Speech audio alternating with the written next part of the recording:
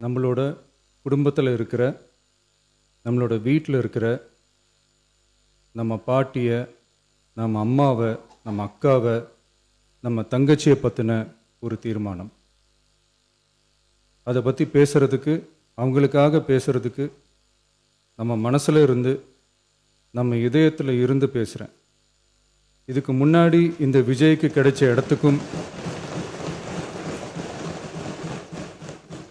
இதுக்கு முன்னாடி இந்த விஜய்க்கு கிடைச்ச இடத்துக்கும், இன்னைக்கு இந்த விஜய்க்கு கிடைச்சிருக்கிற இடத்துக்கும் மிகப்பெரிய காரணமாக இருக்கிறதுல என்னோட பாட்டி, அம்மா, அக்கா, தங்கச்சிங்க தான் மிகப்பெரிய காரணம்ங்கிறத என்னால் மறுக்கவே முடியாது.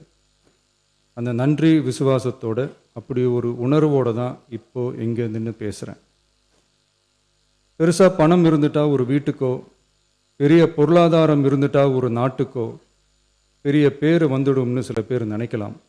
ஆனால் உண்மையாகவே ஒரு வீட்டுக்கோ ஒரு நாட்டுக்கோ எப்போ பெரிய பேர் கிடைக்கும் தெரியுமா? அந்த வீட்டு பெண்கள் தனிப்பட்ட முறையில் சமூகத்தில் உயர்ந்தாதான் பெரிய பேர் ஒட்டுமொத்த சமூகத்துக்கே கிடைக்கும். நம்ம தமிழ்நாட்டு மண்ணில் சங்க காலத்தில் இருந்த அன்னைக்கும் சரி இன்றைக்கும் சரி மிகப்பெரிய அடையாளமாக இருக்கிற பெண் ஆளுமைகள் நிறைய பேர் இருக்காங்க. ஔவையார், காக்கை, பாடினியார்னு சங்க காலத்து ஆளுமைகள், கண்ணகி, மணிமேகலை, குண்டலகேசி, இவங்கெல்லாம் இலக்கியத்தில் நிலைச்சி நிற்கிறவங்க. ஆண்டாள், காரைக்கால் அம்மையார், இவங்கெல்லாம் ஆன்மீகத்திலையும் இலக்கியத்திலையும் உயர்ந்த இடத்துல இருக்கிறவங்க.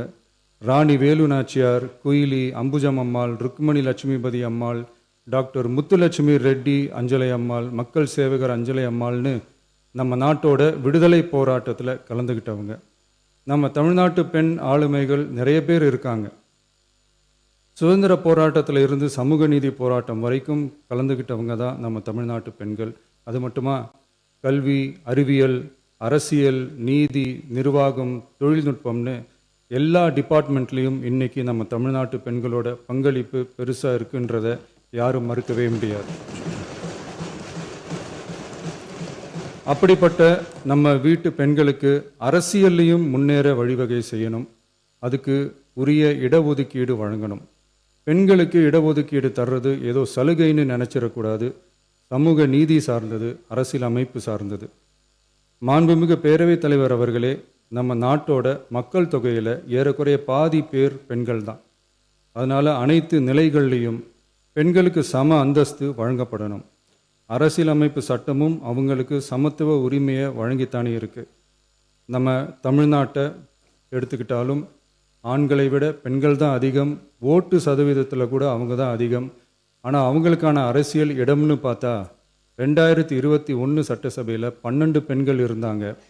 இப்போது இந்த 2026 சட்டசபையில் 23 பெண்கள் இருக்கிறாங்க.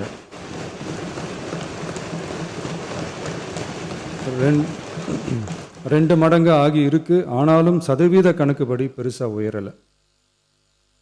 மாண்புமிகு பேரவைத் தலைவர் அவர்களே, ஒன்றிய அரசு 2023ஆம் ஆண்டு மக்களவை, அனைத்து மாநில சட்டமன்றங்கள் மற்றும் டெல்லி யூனியன் பிரதேச சட்டமன்றத்தில் பெண்களுக்கென 1/3 தொகுதி ஒதுக்கீட்டை கட்டாயமாக்கி 106வது அரசியல் சாசன திருத்த சட்டத்தினை 2023 செப்டம்பர் 28 நிறைவேற்றி 2026 ஏப்ரல் 16 முதல் நடைமுறைக்கு வந்துள்ளது.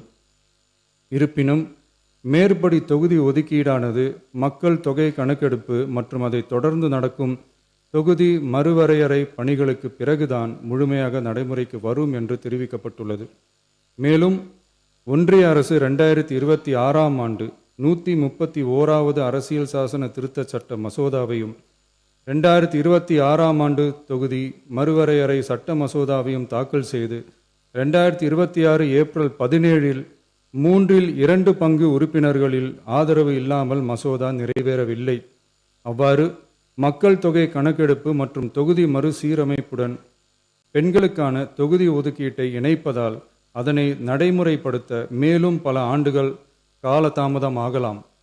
மாண்புமிகு பேரவைத் தலைவர் அவர்களே, நாடாளுமன்றம் மற்றும் மாநில சட்டமன்றங்களில் மகளிருக்கென 1/3 தொகுதி ஒதுக்கீட்டு செய்து சட்டம் நிறைவேற்றப்பட்டிருந்த போதிலும் அதனை நடைமுறைப்படுத்துவதில் ஏற்படும் கால தாமதத்தினால் அச்சட்டம் நிறைவேற்றப்பட்டதன் நோக்கம் நிறைவேறாமல் காலம் தாழ்த்தப்படும் சூழ்நிலை உருவாகியுள்ளது.